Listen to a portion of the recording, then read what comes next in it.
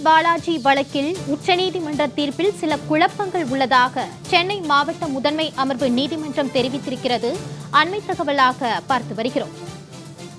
செந்தில் பாலாஜி வழக்கில் செந்தில் பாலாஜி வெளியே வருவதில் புதிய சிக்கல் உள்ளதாக சென்னை மாவட்ட முதன்மை நீதிமன்றம் தெரிவித்திருக்கிறது. அண்மை தகவலாக பார்த்து வருகிறோம். செந்தில் பாலாஜி வழக்கில் உச்சநீதிமன்ற தீர்ப்பில் சில குழப்பங்கள் இருப்பதாக சென்னை மாவட்ட முதன்மை நீதிமன்றம் தெரிவித்திருக்கிறது. செந்தில் பாலாஜி வெளியே வருவதில் புதிய சிக்கல் ஏற்பட்டுள்ளதாக அண்மை தகவல் வெளியாகியிருக்கிறது. பிணை உத்தரவாதங்களை நீதிமன்றத்தில் தான் தாக்கல் செய்ய வேண்டும் என உச்சநீதிமன்ற தீர்ப்பில் குறிப்பிடவில்லை என்று நீதிபதி தெரிவித்திருக்கிறார். அண்மை தகவலாக பார்த்து வருகிறோம்.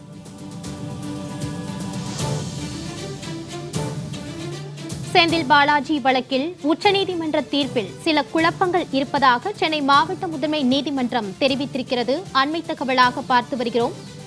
இதில் செந்தில் பாலாஜி வெளியே வருவதில் சிக்கல் ஏற்பட்டுள்ளதாக அண்மை தகவல் வெளியாகியிருக்கிறது. பிணை உத்தரவாதங்களை நீதிமன்றத்தில் தான் தாக்கல் செய்ய வேண்டும் என்று உச்சநீதிமன்ற தீர்ப்பில் குறிப்பிடவில்லை என்று நீதிபதி தெரிவித்திருக்கிறார்.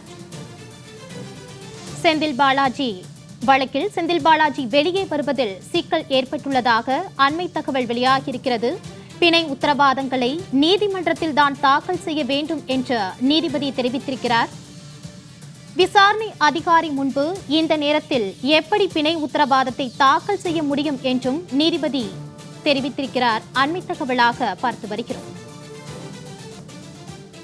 விசாரணை அதிகாரி முன்பு இந்த நேரத்தில் எப்படி பிணை உத்தரவாதத்தை தாக்கல் செய்ய முடியும் என்றும் நீதிபதி கேள்வி எழுப்பியிருக்கிறார். அண்மை தகவலாக பார்த்து வருகிறோம். செந்தில் பாலாஜி வழக்கில் உச்சநீதிமன்ற தீர்ப்பில் சில குழப்பங்கள் இருப்பதாக சென்னை மாவட்ட முதன்மை நீதிமன்றம் தெரிவித்திருக்கிறது. கூடுதல் விவரங்களோடு சிறப்பு செய்தியாளர் யோகேஸ்வரன் இணைகிறார். வணக்கம் யோகேஸ்வரன், விவரங்களை வழங்கலாம். திமுகவை சேர்ந்த முன்னாள் அமைச்சர் செந்தில் பாலாஜி சட்டவிரோத பண பரிவர்த்தனை வழக்கின் கீழ் அமலாக்கத்துறை அதிகாரிகளால் கைது செய்யப்பட்டு 15 மாதங்களுக்கு பிறகு செந்தில் பாலாஜிக்கு இன்று உச்சநீதிமன்றம் பல்வேறு நிபந்தனைகளோடு ஜாமீன் என்பதை வழங்கியிருந்தது. அதுல முக்கிய நிபந்தனையாக செந்தில் பாலாஜி தரப்பில் இருந்து 25 லட்சம்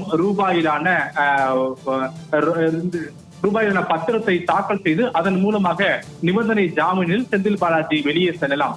சென்னை மாவட்ட முதன்மை நீதிமன்றம், அதாவது உச்சநீதிமன்றம் எப்படி குறிப்பிட்டது என்றால், இந்த வழக்கினுடைய விசாரணை நடைபெற்று வரக்கூடிய விசாரணை நீதிமன்றத்துல இந்த ஜாமீன் பத்திரங்களை தாக்கல் செய்து ஜாமீன் பெற்றுக் கொள்ளலாம் என்று உச்சநீதிமன்றம் கூறியிருந்தது. இந்த நிலையில் தான் செந்தில் பாலாஜியுடைய உறவினர்கள் இருவர் கையொப்பமிட்டு இந்த 25 லட்சம் ரூபாய் மதிப்பிலான ஜாமீன் பத்திரத்தை தாக்கல் செய்து செந்தில் பாலாஜியுடைய ஜாமீனை பெறுவதற்காக தற்போது சென்னை மாவட்ட முதன்மை அமர்வு நீதிமன்றத்துல இது தொடர்பாக அவருடைய உறவினர்கள் வழக்கறிஞர்களோடு வந்து இந்த விசாரணைக்கு ஆஜராகி இருக்கக்கூடிய நிலையில் தற்போது புதிய சிக்கல் என்பது இந்த விவகாரத்துல ஏற்பட்டிருக்கிறது என்பதை வழக்கு விசாரணையின் அடிப்படையில புரிந்து கொள்ள முடிகிறது. நீதிமன்ற அறைக்குள் இருந்து நம்மளுடைய செய்தியாளர் மகேஸ்வரி வழங்கக்கூடிய தகவலின் அடிப்படையில செந்தில் பாலாஜிக்கு இந்த 25 லட்சம் ரூபாயிலான அந்த மதிப்பிலான பத்திரத்தை செலுத்தி ஜாமீன் பெறுவதற்கு குறிப்பிட்ட நீதிமன்றத்தில் தான் செலுத்தப்பட வேண்டும் என்று உச்சநீதிமன்றத்துடைய தீர்ப்பில் எங்கும் குறிப்பிடப்படவில்லை என்பதை சென்னை மாவட்ட முதன்மை நீதிமன்றத்தினுடைய நீதிபதி கார்த்திகேயன் தெரிவித்திருப்பதாக உள்ளிருக்கும் செய்தியாளர்கள் தகவல்களை எல்லாம் பகிர்ந்து வருகிறார்கள். மிக முக்கியமாக பிணை உத்தரவாதங்களை நீதிமன்றத்தில் தான் தாக்கல் செய்யப்பட வேண்டும் என்று உச்சநீதிமன்றத்துடைய உத்தரவில் எந்த இடத்திலுமே குறிப்பிடப்படவில்லை. மாறாக நீங்கள் வேண்டுமானால் சம்பந்தப்பட்ட வழக்கினுடைய விசாரணையை கையாண்டு வரக்கூடிய அதிகாரிகளிடம் சென்று தொடர்பாக முறையிடுங்கள் என்று நீதிபதி கார்த்திகேயன் தெரிவித்ததாகவும், அதற்கு செந்தில் பாலாஜி தரப்பிலான வழக்கறிஞர்கள் நீங்கள் செந்தில் பாலாஜியை வெளியே விடக்கூடாது என்ற நோக்கத்தில் செயல்படுகிறீர்கள் என அவர்கள் காட்டமாக நீதிமன்ற அறையில் பேசியதாக உள்ளிருக்கும் செய்தியாளர் இந்த தகவல்களை எல்லாம் பகிர்ந்திருக்கிறார். முக்கியமாக அமலாக்கத்துறை பதிலளிக்க இந்த விவகாரத்துல நீதிபதி உத்தரவிட்டிருக்கிறார். தற்போது நடைபெற்று வரக்கூடிய இந்த விசாரணையில வீடியோ கான்பரன்சிங் மூலமாக புழல் சிறையிலிருந்து திமுகவை சேர்ந்த முன்னாள் அமைச்சர் செந்தில் பாலாஜியும் இந்த வழக்குல ஆஜராகி இருக்கிறார். பிணை உத்தரவாதத்தை நீதிமன்றத்தில் தாக்கல் செய்ய வேண்டுமா அல்லது விசாரணை அதிகாரி முன்பு தாக்கல் செய்ய வேண்டுமா என்பதில் தான் தனக்கு குழப்பம் இருப்பதாகவும் நீதிபதி கார்த்திகேயன் இந்த விவகாரத்துல தெரிவித்திருக்கிறார். அதே நேரத்துல உள்ளிருக்கும் செய்தியாளர் செந்தில் பாலாஜி புழல் சிறையிலிருந்து ஆஜராகி இருக்கக்கூடிய அந்த காட்சிகளையும் பார்த்திருக்கிறார். செந்தில் பாலாஜி காணொலியில மிகவும் சோகமாக அவர் அமர்ந்திருக்கக்கூடியதை எல்லாம் உள்ளிருக்கக்கூடிய செய்தியாளர் பார்த்திருப்பதாக தகவல்கள் என்பது பதிவு செய்யப்படுகிறது. செந்தில் பாலாஜி இன்று அல்லது நாளை காலைக்குள் வெளியே வருவார் என்று புழல் சிறையில் அவருடைய ஆதரவாளர்கள் காத்திருக்கக்கூடிய நிலையில்தான் தற்போது செந்தில் பாலாஜி வழக்குல புதிய சிக்கல்களாக உச்சநீதிமன்றத்துடைய தீர்ப்புல சில விளக்கங்கள் தேவை என்பதை மாவட்ட முதன்மை நீதிமன்ற நீதிபதி கார்த்திகேயன் தெரிவித்திருக்கிறார்.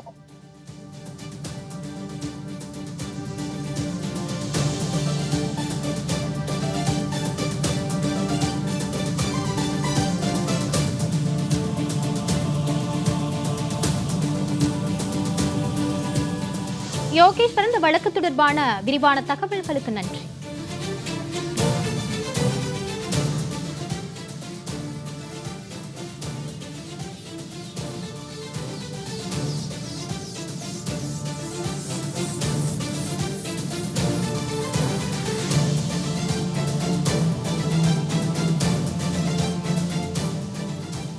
செந்தில் பாலாஜி காணொலியில் சோகத்தில் இருப்பதாக ஒரு காணொலி வெளியிடப்பட்டிருக்கிறது.